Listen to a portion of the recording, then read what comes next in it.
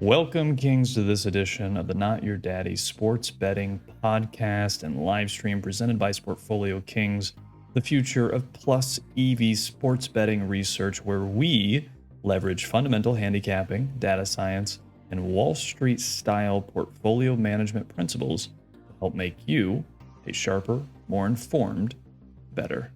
So let's talk about some Rams football. Let's look back at 2020, evaluate what we saw and what we can bring forward maybe into 2021.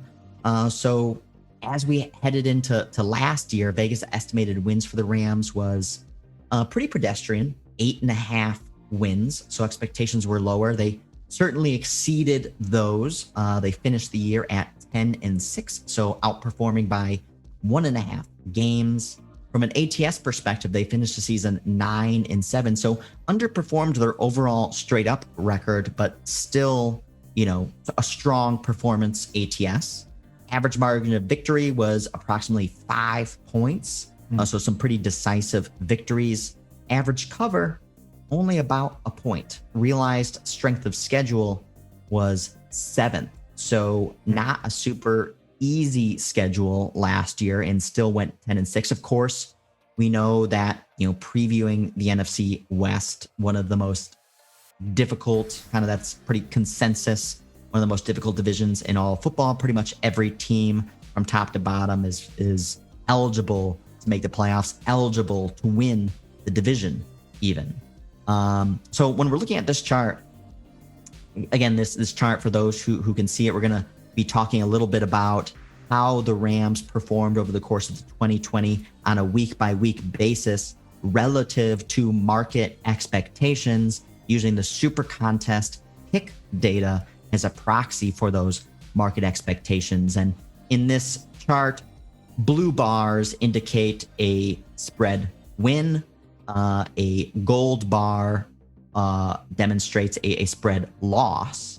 And, trying to look at this, trying to elicit any sort of signal from it. And I just want to quickly preview another one of our strategies that we've talked about in some past previews, which was, again, this butthurt phenomenon, this butthurt strategy, which has been essentially, again, saying the market piles into supporting a team in a particular week. Everyone thinks they're going to win, and then they ultimately don't, and then they abandon them the following week. And does that provide some value then to actually bet that team? And so we actually saw some butthurt signal from the Rams this year. And this is one of the things that we're playing around with in our back-tested research. We're going to try and figure out, a way to capture the requisite kind of threshold for that buy-sell signal, depending on the particular team's strength, because we think that threshold is going to change, again, relative to the broader market's perception of that team. So we don't want to be too capricious about it. But so if we look at this, say we use the Rams threshold, again, a more public team, we can see they were bet pretty heavy over the course of the season. Again, for those who can't see, the Rams were pretty much bet. The Rams pretty much received 15 to 20, sometimes 25% market support almost every week, except for a handful of games. I think 11 I count. 11 out of 16 is over 15%. Yeah, that looks pretty fair. This is some of the highest bars we've actually seen so far since we've been previewing teams. But again, so let's just test this butthurt strategy on the Rams 2020 season. Again, which gives you a forward-looking anticipatory signal on whether or not to bet the team the following week. So using, say, the 25% threshold of using a buy-sell signal. So say the team receives 25% support, loses. Everyone lost money. They're butthurt. The next week, you buy. So week 4, 25% support, lost. Week 5, cover. 1-0. Week 6, 30% support. Loss. Failed to cover. So now we got another signal. Week 7, cover. 2-0. Week 8, 25% support. Loss. fail to cover. It's a buy signal. Week 10, cover. 3-0. Now we don't really get another buy signal till week 16 when you exceed that 25% support again. Week 16, about 28% market support. Loss, failed to cover. Butt hurt, bettors. Buy signal, week 17, cover. Beautiful. It's beautiful. I mean, this is something we see, again, chart by chart by chart. This is something we're going to be back testing. We're going to have this sort of signal set on our Sportfolio Kings platform this year. You can just see how attractive this strategy can potentially be. This is just 1 year. Again, we're going to be back testing these types of strategies all the way back to 2003, or all the way back to 2013, excuse me. So we can really, produce some sustainable, non-noisy kind of future strategies to position around teams on a week-by-week basis relative to broader market expectations. Yeah, I think that sounds spot on. The phenomenon of... So what are some of your takeaways, though, from the Rams? So we looked at this kind of quantitatively from the market expectations. We haven't talked at all about fundamentally about the team. And actually, that's what makes this strategy so impressive, so potent, is it doesn't matter even who the Rams are playing. And again, that's one of the reasons we talked about this on a previous pod, why we don't even have who they're playing on here, because it doesn't matter. In fact, that's just noise. That's, in fact, when you see the teams who they're playing, that's how you actually take yourself off the strategy, because then you start to think you're smarter than what the strategy and the systematic aspect of this is. You start to bring in noise. Yeah, well, I sell this, the strategy is telling me to buy or sell here, but this is not a good spot. Well, you're saying the same thing that the market's saying. That's why the market's doing what it's doing, because they're all thinking the same thing as you.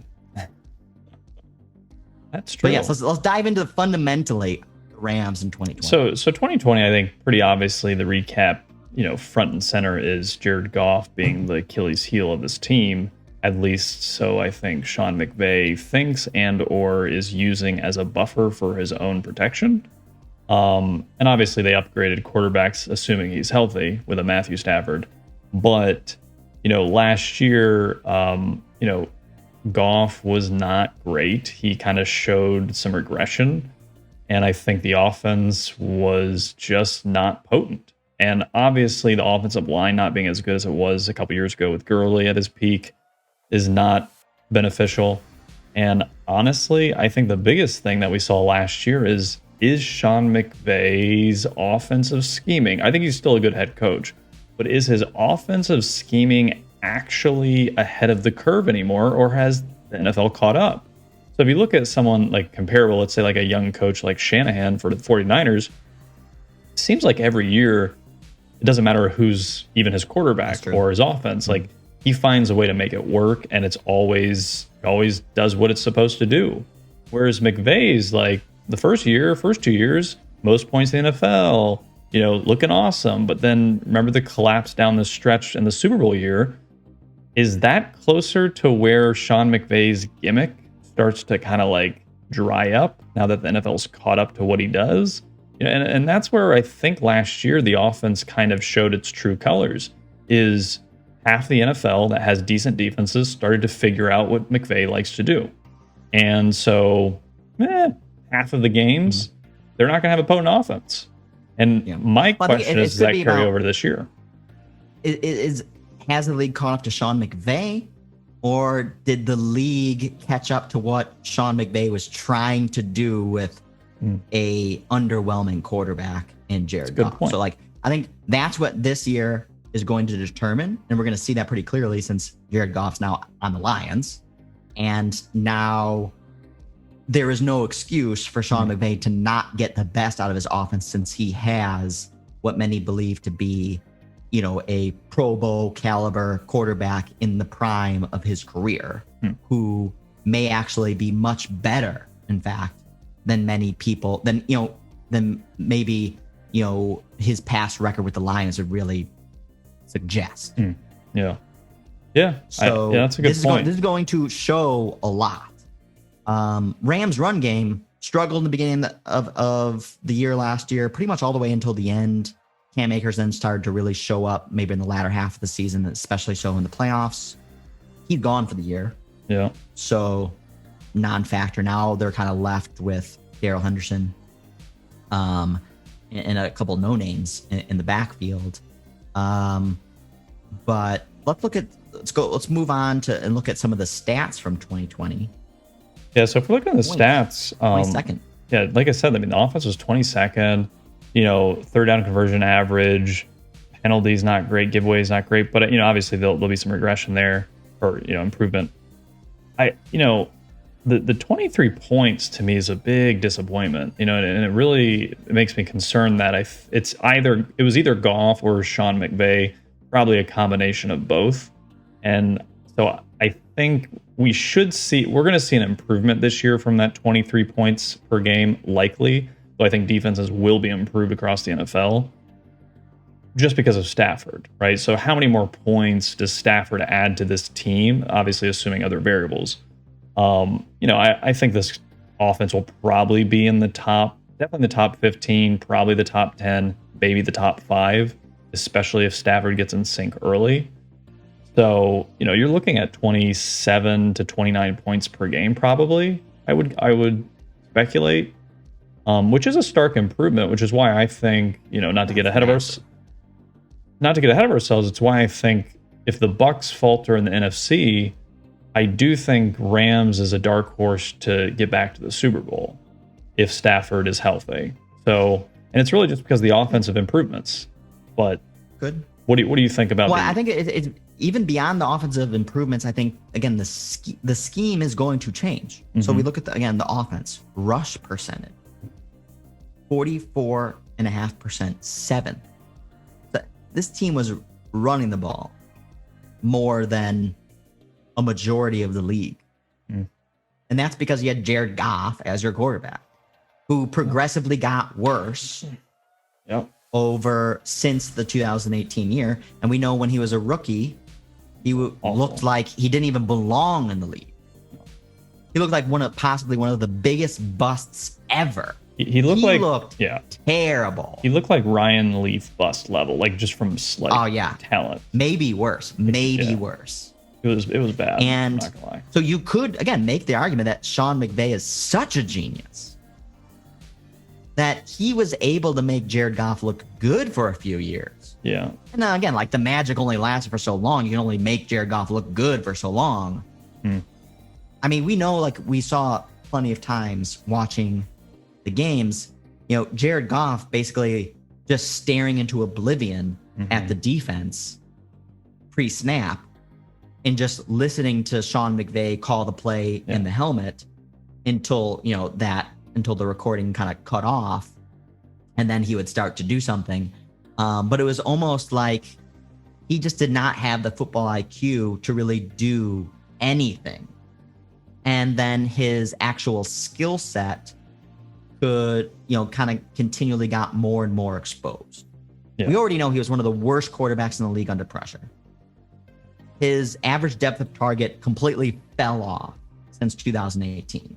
So the Rams were actually one of the teams that threw the ball the shortest downfield over the course of last year. So they're like 30th, 31st in the league. Now that's like the complete opposite of what we saw in 2018 from the Rams. Yeah. Basically, like the 2018 Rams was the complete inverse of what we saw from the 2020 Rams.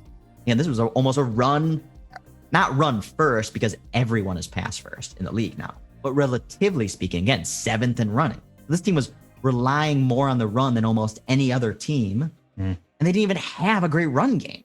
It's because they were trying to take the ball out of Goff's hands. And of course, they had, some injuries, at the wide receiver spot.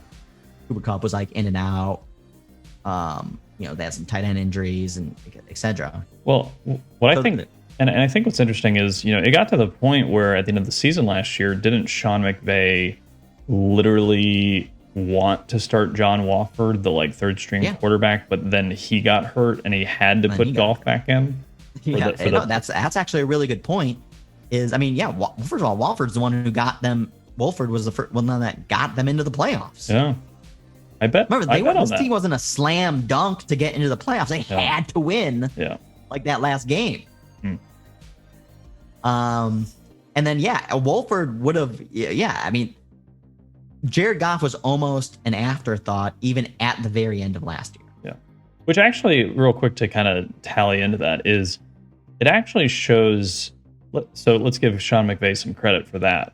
Is, forget allegiances. It's really Bill Belichickian, if you can coin that. Is, okay, I've had this quarterback 3-4 years. We made it to a Super Bowl. We threw 50 touchdowns year 2 or whatever it was. He doesn't have it. I can't get back with him with this team. So let me move on to this guy who can do more dynamic stuff with his legs and open things up in a different way. Why am I having any allegiance to anybody? Like, the game's about winning. It's about positioning. I do not care about your feelings or your ego. Point blank. How do I win? I win with this guy, not you. Oh, let's get rid of him. Let's trade him for Stafford. Boom, done. So to McVay's credit, I think he's demonstrated an evolution of not being afraid to roll with the punches in a way that benefits how he wants to game plan for his team. So that to me shows me he's smart, right? He's not a Dan Quinn type guy. He's not going to fall victim to the sunk cost, fallacy of, we've invested in this player. He's been here, so let's just keep riding him. No, if you got to make some tough, and the Rams have made a lot of, I don't know if they've been tough decisions, but they've definitely mortgaged their future in several years of draft picks for the players that they have on their team today. So they are invested, fully committed to winning today. They have the team. They've traded away a lot of their future, and they've spent a lot of money on these players as well. So they're not going to have salary cap to really move on from what the team is today, and they're not going to have draft picks to really otherwise reconstruct the roster from a youth perspective. This is what they want. This is who they're riding, moving forward. And it seems like they're pretty well set up for success. So if we move on to the 2021 offseason, obviously we talked a lot about Matthew Stafford. Obviously the main offseason addition also added Deshaun Jackson. A lot of losses on the defensive side of the football, especially John Johnson, Troy Hill in the secondary. Also, this team was gutted from a coaching perspective. Yeah. Lost coaches just here, there, everywhere. Well, and they've been losing coaches since Sean McVay got to the Super Bowl. Or no, I think the year before he was already losing coaches. So it really is going to, I think, not a lot of continuity from the coaching staff perspective. Yeah, but they did get Raheem Morris this year to replace defensive coordinator, I believe. What's his name? Staley. Yeah, Staley, which went to the Chargers. Is that where it went? Yep.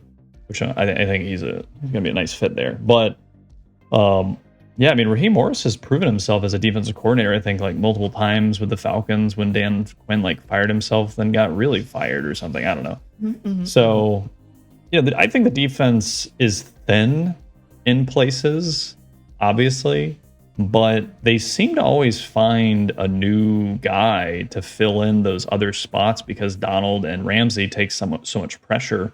Yes. The one thing I'm thinking about, though, is we were off on the Rams last year too in predictions because we bet the Rams under last year, and I remember one of our biggest concerns was the defense actually. Yeah. And that turned out to be their strength, and that surprised a lot of people. That the Rams defense was actually not supposed to be their strength, and it turned out to really be a tremendous strength, one of the best in the league. And you're definitely going to see some regression there for sure, specifically because they played a lot of, not great offenses last year. So that definitely helped. Plus, now they've lost a lot on the defensive side from a coaching staff perspective, including DC, as we talked about, and also some pretty key personnel. And then there's also players like Leonard Floyd, who I was always bullish on. I don't know why the Bears kind of got rid of him, but they didn't like what they saw from him. And now, and he had a great year last year, 10.5 sacks. And also, he was constantly like making some pretty big impact plays. He got paid in the offseason. You know what happens when that happens. I don't know if that now kind of reverts back to kind of like what the Bears kind of were seeing from him, didn't want to invest in him. He had one good year. Now he's gotten paid. Does he kind of, I would not be surprised if you see some pretty heavy reversion specifically from Leonard Floyd. Now, again, lost John Johnson, Troy Hill in the secondary. Those were some of their best players. So does that wear on Jalen Ramsey as well?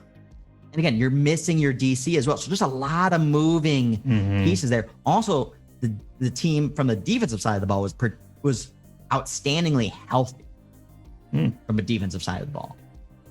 So does that variable kind of reverse course? That's a good point. I would not be surprised if the Rams defense is in the bottom half of the league this year. Because it's a reversion. I don't think we were dead wrong in our expectations for the Rams going into last year. We turned out to be wrong on the field, but from a more broader kind of macro position. And now the defense is worse. The defense is worse. It's not set up to be better than it was last year. Yeah. It was like so it outperformed defense, our expectations last year. Now I think it's going to be closer to what our expectations were last year, which was that it was going to be a weakness of this team. Yeah, when especially, and kind of to your point, especially when so much emphasis is put into the Ramsey and Donald boat, which seems to be even more so this year. That's what our narrative was last year. Yeah. That's what our narrative was last year. This defense is led by Donald Ramsey, this Donald Ramsey kind of duo, and like everyone's ignoring everything else. Yeah. And the everything else turned out to be stronger than we thought. But now that everything else is weaker. Yeah. And I also think we're just going to see some just basic reversion. But the good thing is, in the macro kind of scheme of the Rams' view, is if their offense is, 3 to 7 points better with Stafford potentially, will it matter? Like, are the Rams a better team and a potentially bet-on team, obviously depending on the line, this year because of that, Yeah, that's a very good point. And because the other things that we've talked about a lot is, in this league, in the way and where we are, it's all about offense. So you just need a defense that doesn't suck. Yeah.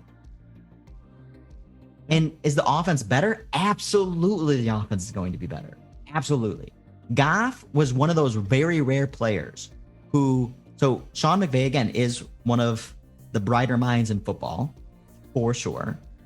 He knows to call a lot of pre-snap motion, a lot of play action, but even that was not good enough to mitigate the overall kind of deficiencies of Jared Goff. Yeah. So, but this Rams team called those plays almost more than anybody. Whereas Matthew Stafford and the Lions used pre-snap motion and play action some of the fewest times in the league. But when they did, Stafford was elite when operating under those conditions. So now you're going to put a player who didn't get the benefit of pre-snap motion, play action passing, but when he did, he exploited it to its full potential. Now he's going to be in an environment with a sharp coach who knows when to use that. So Stafford, I would not be surprised at all if Stafford has one of his best years ever. But you got to have a good offense in the league this year. So I don't think just having a good offense is not going to be good enough because that's standard in the league. And the quarterbacks, I agree, the defenses probably will be better though.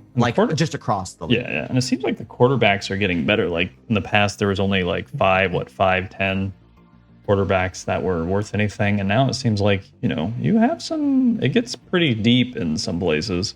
I think the rookies are getting better as they come in overall.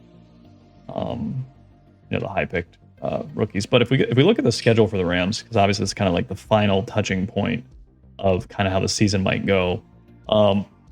Their schedule starts out with a Bears, Colts, Bucks, Cardinals, Seahawks stretch. So, they could start out a little rough.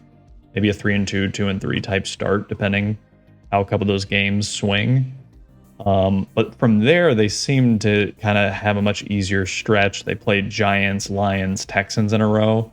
So, this team should definitely be over 500 at the halfway point.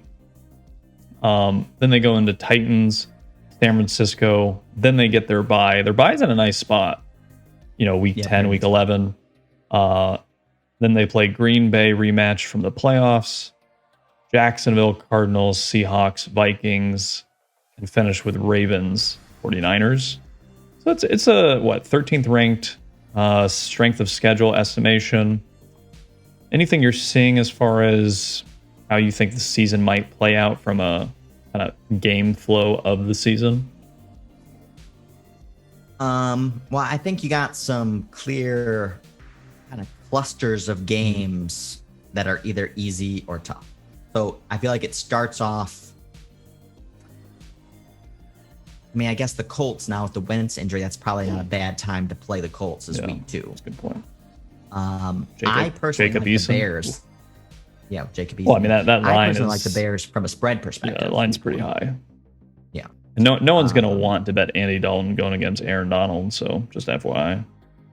Yeah. Well, and two, again, like the Bears defense, the Bears coaching staff knows Matthew Stafford. Play him twice a year for the last, 3-4 years, like with this coaching staff and Nagy. So well familiar. The defense is familiar with Stafford. So I think there is some edge there. And two, it's the first game of the season. A whole touchdown, like again, that touchdown only makes sense. Now that we just talked about it, being a touchdown favorite to me only makes sense if the Rams defense is as good as it was last year. And if we're saying we don't think it is, it's going to get to that kind of like 15th ranked defense type mark, then yeah, the 7 points, that's a lot of points. Again, it's pricing in a lot of expectations. Yeah, a lot of previous expectations from last year. Yeah, it's basically saying nothing can go wrong, and the Rams are going to be exactly who we thought they are going to be, and the Bears are just bad. Bears stink. Yeah. Sucks. And you got to remember in the beginning of the season, like some teams are bad, like to start the season, but teams that have some consistency and kind of know what they want to do, even if it's not like amazing like the Bears, they still tend to be competitive. Like last year coming into the season, Rams played the Cowboys. Like, Cowboys weren't supposed to win that game, I think. And the Cowboys actually played like pretty decent on defense. And I think it was a low scoring game. It was just like, I just don't see this. This team stinks. So the first game of the season, they're gonna suck. Jags Colts. Yeah, Jags Colts. Jags defense just didn't have the talent last year, but it didn't matter because the offense was ready to play. Gruden had a great game plan for the offense. I think it was Jay Gruden was the offense coordinator, and yeah, Minshew played well. Like first game of the season. But from my, again, I wouldn't actually be surprised if the Bears win that one straight up. But and then going into the Colts week 2, that's nice. Week 3, Bucks. It's a rematch. And then you got Bucks, Cards, Seahawks. That's like a tough cluster of games. Then you got an easier cluster of games, and you got Giants, Lions, Texans. 3-0. And that should be. That's 3-0. I think Lions, Texans legit are probably the 2 worst teams in NFL. Yeah. With Jets. And you're not off market by saying that. No, I'm not. But it's just. Yeah. Well, no. And we see, for those who can see it on the screen, almost double digit favorites versus the Lions and the Texans. Yeah. And then you got a cluster of games that is tough. Yeah. Like Titans, Niners, Packers. So the Vegas estimated wins 10.5. Now here, it's just pricing in a lot. It's pricing in, again, also this team stays healthy. Now, I think this is going to be way more 2018 Rams. The type of team that needed to outscore their opponent, because it was going to be fireworks. And I think Stafford and this Rams offense is going to be very potent, I think. Again, as long as they stay healthy. I think McVay Stafford dynamic is going to breed a lot of success. But I think the defense is going to take a meaningful step back. Yeah, I agree with that. And so they're going to need to score a lot of points to win games. And I think, they probably will. But I think scoring 30 is not always going to necessarily get them wins this coming season. So 10.5, I probably lean under. It's tough to say. Well, the problem I have with the 10.5 is I think it all depends how you see the division playing out. Seattle is consistently a 9 to 12 win team, right? San Francisco, if healthy, we know what they can do.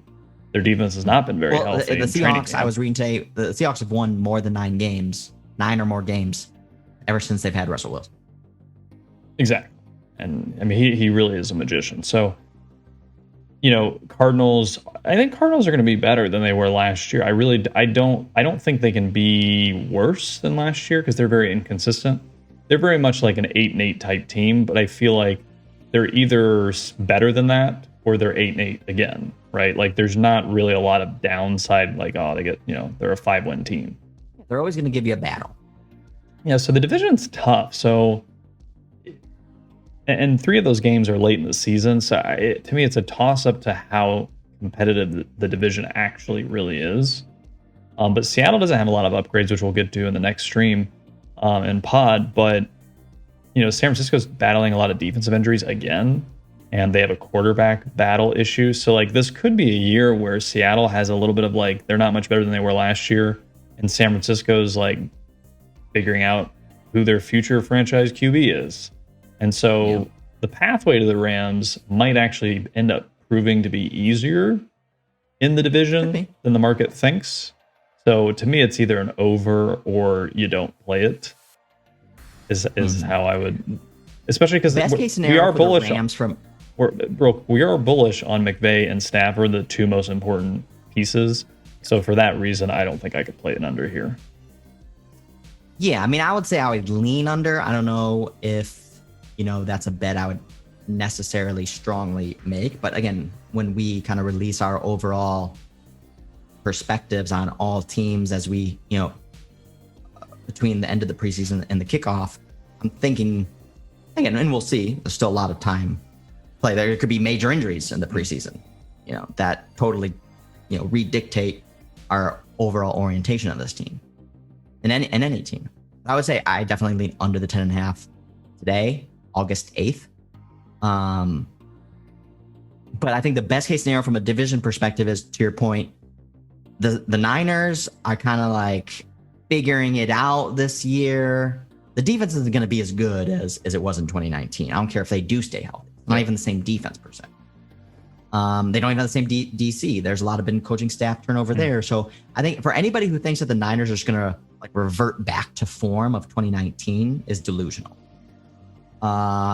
There's more hiccups on the offense, of course. Like this is no longer Jimmy G's. Like it's no longer decisively his team. It's not his team. No, all reports sound like I wouldn't be surprised if they trade him right now and Trey Lance starts week 1. Yeah, it seems like those are the reports more and more. And when you trade up, you mortgage again your future, and you draft a quarterback number 3. What are you doing? The writing's on the wall. Yeah, So for Jimmy G, like I don't know what they're doing here. So yeah, there's just at minimum you have that like weird kind of dynamic in the quarterback room. Like I guess I'm like a fill-in, like I'm a lame duck quarterback for the team this year, I guess. And I'm just like playing for my own kind of standalone future kind of contract with another team or something. And then again, like the wide receivers have been, tough to stay healthy as well. The running backs, they always have, a whole fleet of pretty potent running backs with a strong offensive line, but they've kind of always been banged up over the last couple of years, not just last year. So basically what I'm saying is I feel like the Niners are going to underperform. And if the Cardinals do underperform as well, and the Seahawks continue to be limited by Pete Carroll's obsession with running the ball, I don't know if that's going to be the case. That's like hard to think. Like, I feel like Russell Wilson made enough of an issue in the offseason that it was basically like this Aaron Rodgers type thing. Yeah. Like, either you're going to trade me and I'm going to make your life hell, or you're going to start doing what I want you to start doing. Yeah. And maybe the Seahawks said, all right, we're going to start doing what you want to do. Yeah. And he obviously wants to pass.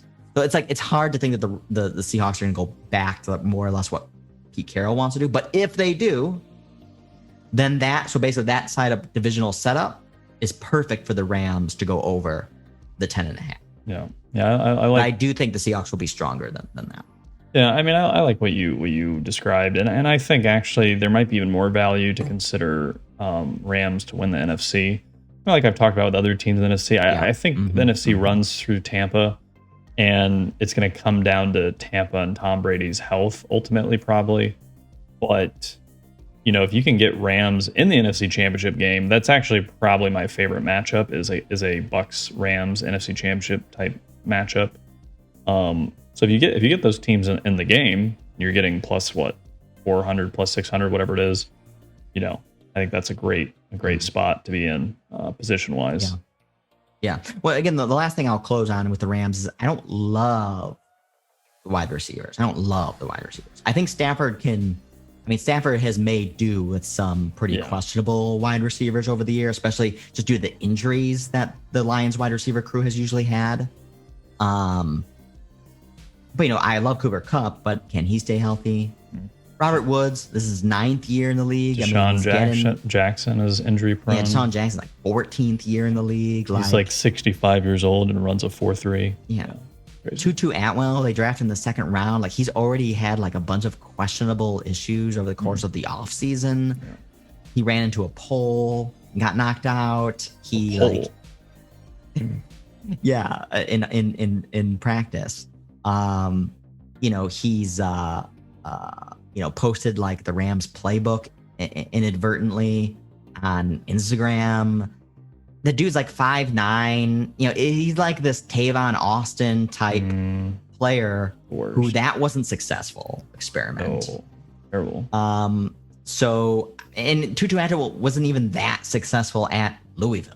Yeah. So I don't know. I mean, again, maybe Sean McVay can kind of squeeze some juice out of there. I'm not optimistic.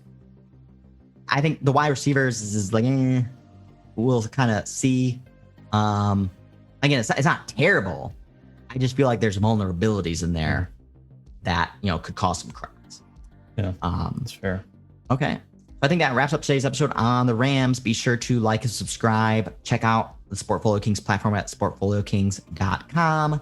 We're going to be releasing, again, some of this original plus EV market-oriented research. We're going to have that custom market signals dashboard help you make your picks on a week-to-week basis. We're also going to have some of these buy, sell signals that we talked about earlier in the episode and pretty much on a team-by-team basis here that can really provide some really interesting, kind of signals on when to fade and when to buy into teams on a week-by-week basis.